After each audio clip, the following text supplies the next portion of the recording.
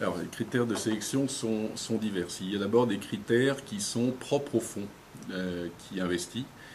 Donc la SCPI, ça va être trois critères essentiels. Le rendement net, c'est-à-dire effectivement la capacité à distribuer du revenu pour les associés. Et donc ça va être un vecteur, un critère très important. Ensuite, la mutualisation du risque. Il ne faut pas oublier qu'effectivement, on va chercher la pérennité du revenu.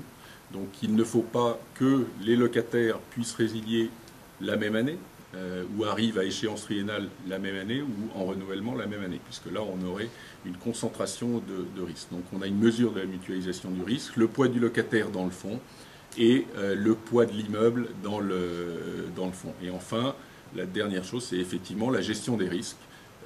Quels sont les risques potentiels de départ d'un locataire dans le fonds, et quelle va être la perte de loyer dans les années planifiées sur l'année 2013, 2014, 2015. Donc ça, c'est une donnée très importante que l'on regarde. Ensuite, il y a des critères qui sont purement immobiliers. Il ne faut pas oublier qu'au-delà du fonds, le sous-jacent est bien sûr immobilier, et que les critères immobiliers sont les plus importants. Alors, quels sont-ils ces critères immobiliers?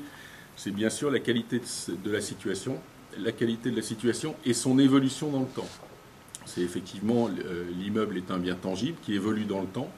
L'environnement de l'immeuble peut évoluer. C'est de savoir quels sont les projets qui se situent dans cet environnement, et est-ce que l'évolution va être positive ou négative.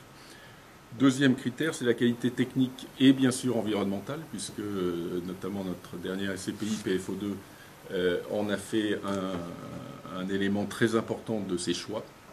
Donc la qualité environnementale est mesurée par une grille pré-acquisition environnementale qui va mesurer la performance environnementale actuelle de l'immeuble et la performance environnementale future avec l'intégration ou non de travaux et leurs conséquences sur le rendement. Ensuite, c'est le critère immobilier, c'est de savoir quelle est la typologie du marché. Est-ce que c'est un marché de grande demande, de petite demande? Ce qui voudra dire que est-ce qu'il faut offrir aux entreprises des plateaux d'une surface très importante, ou au contraire une divisibilité maximale de l'immeuble? Par exemple, en province, on va tabler sur une divisibilité qui va être au maximum de 100 ou 200 mètres carrés pour avoir, en cas de départ d'un locataire, la possibilité de louer au plus grand nombre d'entreprises, au lieu d'avoir un plateau de 1000 mètres qui est non divisible. Et effectivement, là, on s'adressera à des entreprises qui seront moins nombreuses pour louer 1000 mètres. Autre critère important, c'est le niveau du loyer.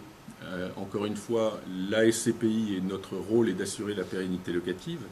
Il peut y avoir des éléments conjoncturels, économiques qui soient négatifs, mais pour autant, il faut pouvoir relouer l'immeuble dès qu'il y a ou les locaux dès qu'il y a départ du locataire. Donc, la prise en compte du niveau de loyer actuel par rapport au marché et par rapport aux anticipations de loyer que l'on peut faire. Est-ce qu'on est dans un marché futur où les loyers vont baisser ou un marché futur où les loyers vont augmenter, et bien sûr pris en compte dans les critères de sélection. Ensuite, vous avez l'analyse des charges et des taxes et leur optimisation possible, parce qu'il y a eu dans beaucoup d'immeubles une inflation des charges qui n'était pas gérée par le propriétaire. Donc là, il y a un travail qui peut être fait et qui peut nous amener à sélectionner l'immeuble. La planification des travaux, bien entendu, ça c'est quelque chose qu'il faut prévoir sur le long terme. La qualité des locataires, qui est un élément important, puisque effectivement, il vaut mieux qu'il y ait un locataire, mais surtout un locataire qui paye dans le temps et qui soit solvable.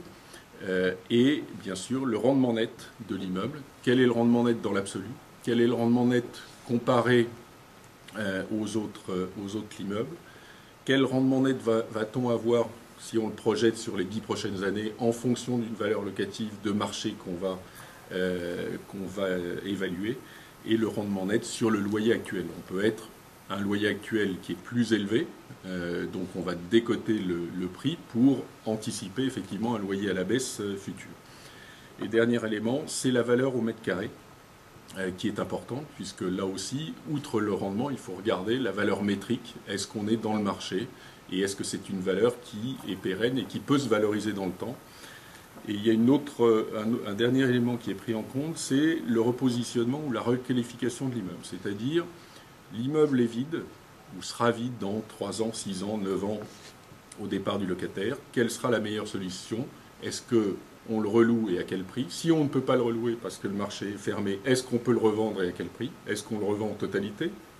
Est-ce qu'on le revend en bloc, à la découpe, c'est-à-dire qu'on va le revendre en lot de copropriété, ou est-ce qu'on va le requalifier, c'est-à-dire d'un immeuble de bureau, on va en faire un immeuble résidence étudiant, ou on va le vendre en logement. Donc c'est des critères, tous ces critères sont pris en compte dans la décision d'investissement.